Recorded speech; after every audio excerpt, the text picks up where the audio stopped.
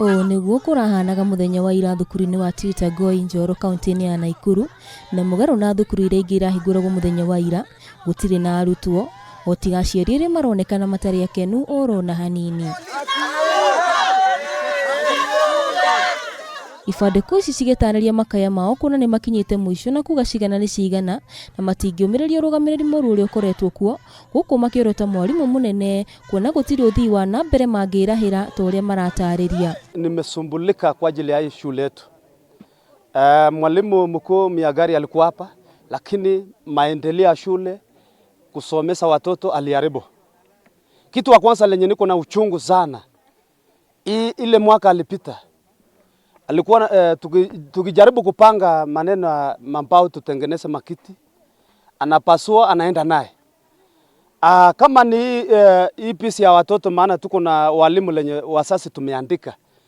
Wasasi akilete anachukua anaenda nakula.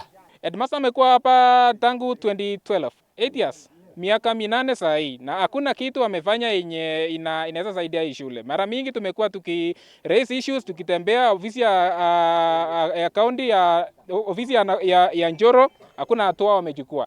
Kuringana na aciari atothi wa na mbere marakaritie no ni nginya githomo gia ciana cio makiuga ati thukuru uyo koretwo kendikithia maumirira matari mega makigeranio gia giburi gia KCPE kuona no rio ratongoretie rai na max 252. Sasa tukiongea tumeshika nafasi ya mwisho Nakuru County. We are the number 1000 out of 1004 in Nakuru County. Na tunajua shida ni nini? Tunajua shida ni mwalimu mkuu, uongozi wa hii shule, wanakamati tena wanaungana na wajaji wanakuja wanaendeleza uongozi wa shule. Vitu kama rasilimali ya shule haisaidii shule, inasaidia individuals. Hii performance ya mitihani hakuweza kubandika mahali ndio wasasi wakuja wajione. Alificha. Ukikuja kama msasi unaenda unatolewa yako unachukua ndio wasasi wasilalamike. Ukirio uguo aciari amarakirika gwika ihoya rio kuri thirikari mwihoko wa munene aretikiriro kio nigi kuiguika niguo thoni iria ihumbite thukuru uyu ikoro ari undu muhetuke ni mahinda.